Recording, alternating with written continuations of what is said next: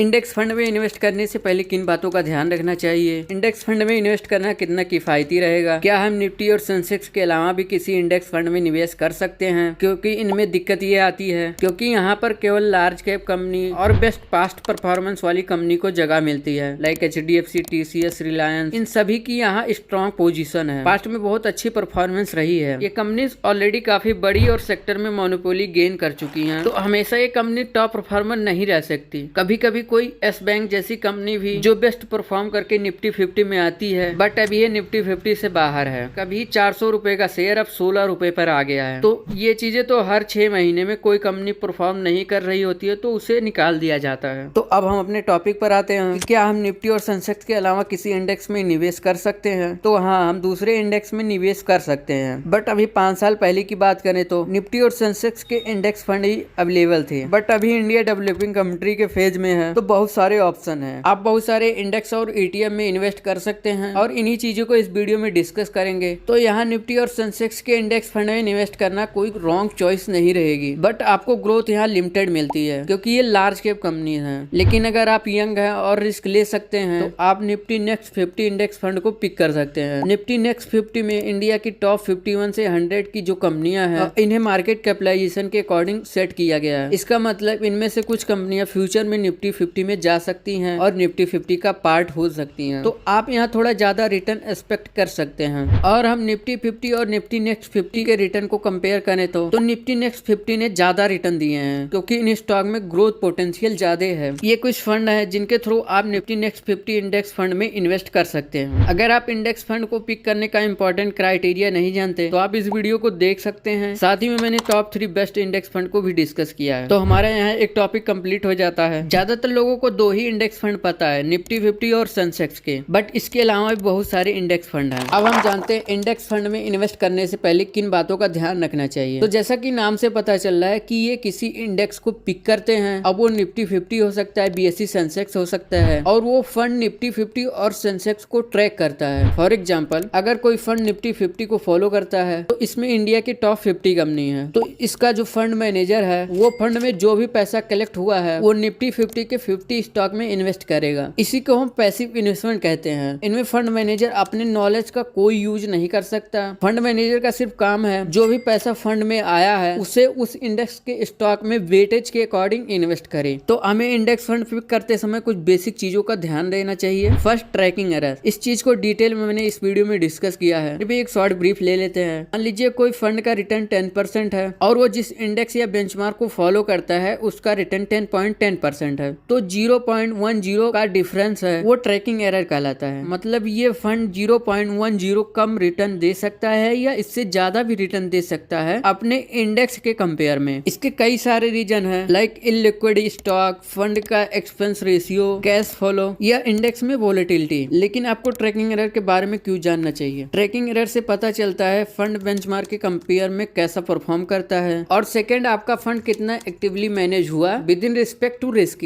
ये हमें tracking error से पता चलता है। सेकंड है एक्सपेंस रेशियो। AMC फंड को मैनेज करने के लिए फी चार्ज करती है, वो एक्सपेंस रेशियो होता है, तो ये कम होना चाहिए। थर्ड है फंड का 5 ईयर CAGR होना चाहिए। हमारा लास्ट टॉपिक है, क्या इंडेक्स फंड में इन्वेस्ट करना किफायती रहेगा? तो मेरे पिछले वीडियो का ये पार्ट देखिए। लेकिन कितने म्यूचुअल फंड अपने बेंचमार्क के अगेंस्ट परफॉर्म कर रहे हैं, तो ये डाटा देखकर आप हैरान हो जाएंगे। Around 66% equity mutual fund scheme failed है अपने बेंचमार्क को बीट करने में लास्ट 3 ईयर टाइम पीरियड में। यह एनालिसिस 196 इक्विटी स्कीम पर किया गया था जिनका फंड 3 साल से ज्यादा हो चुका है, जिसमें ओनली 67 स्कीम अपने बेंचमार्क को बीट कर पाए हैं और 129 स्कीम फेल्ड है। इनमें भी मिड कैप कैटेगरी का बहुत बुरा ही परफॉर्मेंस था। Around 83% mid cap scheme last 3 year में अपने बेंचमार्क से अंडर परफॉर्म की हैं। केवल 4 scheme HDFC, Motilal Oswal, quant, SBI, magnum mid firm अपने बेंचमार्क को बीट कर पाए हैं। फ्लेक्सी कैप में अराउंड 76% और स्मॉल कैप में 43% स्कीम ने अपने बेंचमार्क से अंडर परफॉर्म किया है, यानी वो अपने बेंचमार्क के जितना भी नहीं रिटर्न दे पा रही हैं। और भी बहुत इक्विटी फंड के कुछ डाटा हैं, आप वीडियो को पॉज करके देख सकते हैं। यहाँ पर इंडेक्स फंड में 0.01% से 0.5% का एक्सपेंस रेशियो पे करना होता है, जबकि इन फंड्स में 0.2% से लेकर 3% तक का एक्सपेंस रेशियो पे करना होता है। और इस कैटेगरी में किसी अच्छे फंड को पिक करते हैं तो उनमें एक्सपेंस रेशियो मोर देन 0.5% हो सकता है, इससे कम नहीं। तो इनमें इन्वेस्ट करने और ज्यादा एक्सपेंस रेशियो पे करने का मोटिव ये होता है कि हम यहाँ थोड़ा ज्यादा रिटर्न एक्सपेक्ट करते हैं और हमें ज्यादा रिटर्न तभी मिल सकता है जब ये फंड अच्छा परफॉर्म करें और बेंचमार्क से ज्यादा रिटर्न बना कर दें। और जब ये अपने बेंचमार्क को बीट नहीं कर पाते तो हमें यहाँ दो लॉस होता है। पहला, एक तो बेंचमार्क को बीट नहीं कर पा रहे तो अगर हम इंडेक्स फंड में इन्वेस्ट करें तो उतना रिटर्न पा सकते हैं, उसमें कम रिस्क भी होगा। और सेकंड, एक्सपेंस रेशियो जो इंडेक्स फंड में कम होता है, यहाँ हमें ज्यादा एक्सपेंस रेशियो पे करना पड़ता है। तो यहाँ ओवरऑल मैक्सिमम फंड अपने बेंचमार्क को बीट नहीं कर पाते। तो इससे पता चलता है कि एक्टिव म्यूचुअल फंड ज्यादा एक्सपेंस रेशियो चार्ज करके ज्यादा रिस्क लेकर भी रिटर्न नहीं दे पा रहे हैं, जबकि इंडेक्स फंड कम रिस्क में कम एक्सपेंस रेशियो में ज्यादा रिटर्न दे पा रहा है। अब आप सोच रहे होंगे कि इंडेक्स फंड इतना किफायती है तो लोग म्यूचुअल फंड में इन्वेस्ट ही क्यों करते हैं, और गवर्नमेंट भी इनको सपोर्ट कर रही है, बड़े बड़े ऐड हो रहे हैं। तो इसका दो रीजन हो सकता है कि आप म्यूचुअल फंड में कुछ फी देते हैं और आपको कम रिटर्न मिल सकता है, बट यहाँ आपको तो एफडी से ज्यादा रिटर्न मिलेगा, क्योंकि आज भी बहुत लोग लैक ऑफ नॉलेज की वजह से एफडी में इन्वेस्ट करते हैं और उन्हें 5 से 6% का रिटर्न मिलता है। तो गवर्नमेंट चाहती है आप इससे हटकर इक्विटीज में आए, और इक्विटी में 10 to 12% का रिटर्न इजिली मिल जाता है। और सेकेंड रीजन हो सकता है इससे बहुत सारे जॉब क्रिएट हो रही हैं और गवर्नमेंट को भी टैक्स मिल रहा है। बट इन्वेस्टमेंट आपको करनी है, आपको अपने लिए सही क्या है ये डिसाइड करना है। तो आई होप समझ गए होंगे कि इंडेक्स फंड कितना किफायती है। इस वीडियो के सेकंड पार्ट में हम इंडेक्स के डार्क साइड के बारे में बात करेंगे। एंड मैं कोई सेबी ऑथराइज्ड फाइनेंशियल एडवाइजर नहीं हूँ, तो आप मेरी एडवाइजर को ब्लाइंडली फॉलो ना करें। मिलते हैं नई वीडियो में, तब तक पुरानी वीडियो को वॉच कर सकते हैं। जय हिंद, जय भारत।